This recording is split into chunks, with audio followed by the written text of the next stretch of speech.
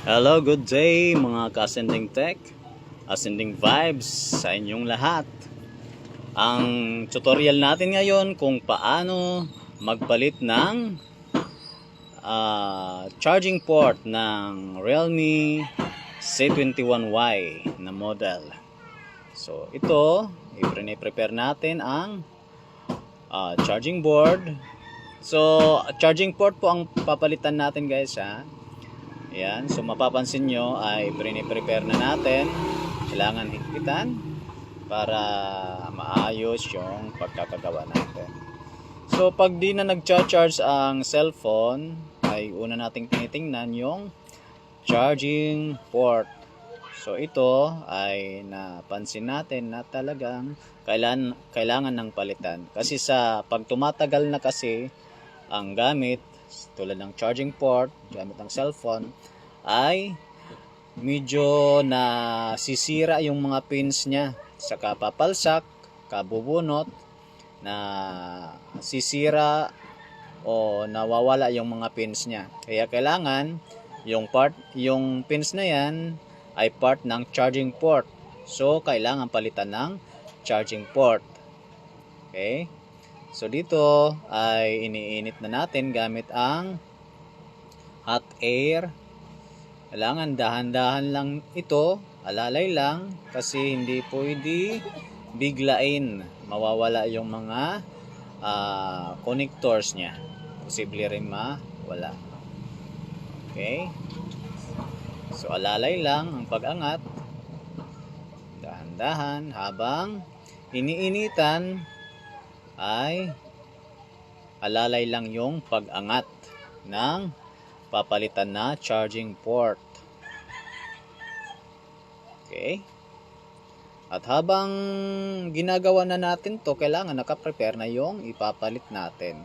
Mas maganda yung ipapalit natin ay kaparehas talaga mismo ng charging port na papalitan natin para pagsalpak na lang, wala nang i-adjust.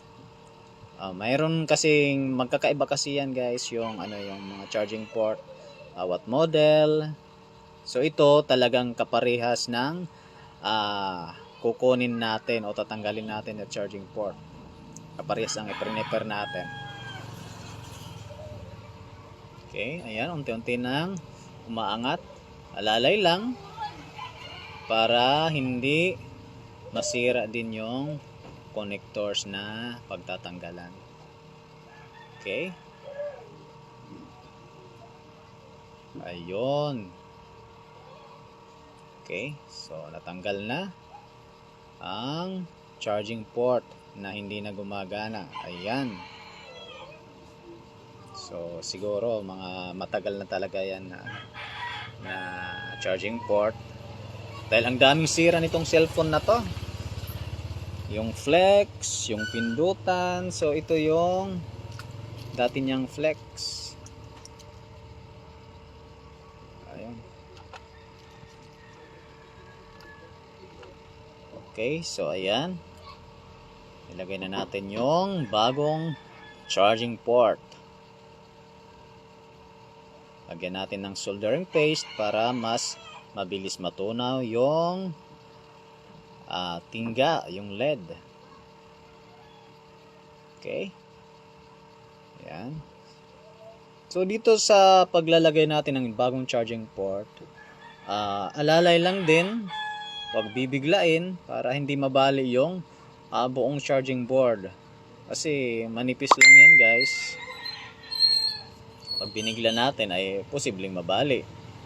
Maputol yung mga linya na dadaluyan ng kuryente. Okay, so yan, ilalagay na natin ang bagong charging port. Ito kailangan i-align muna natin bago natin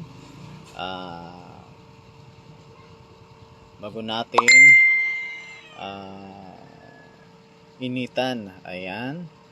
So lalay din sa pagdiin. Okay.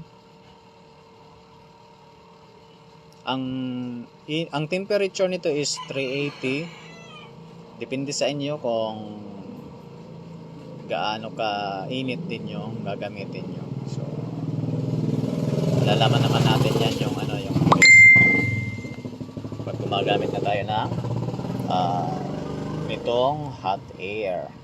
Ayan, so alalay lang sa pagdiin, baka mabali.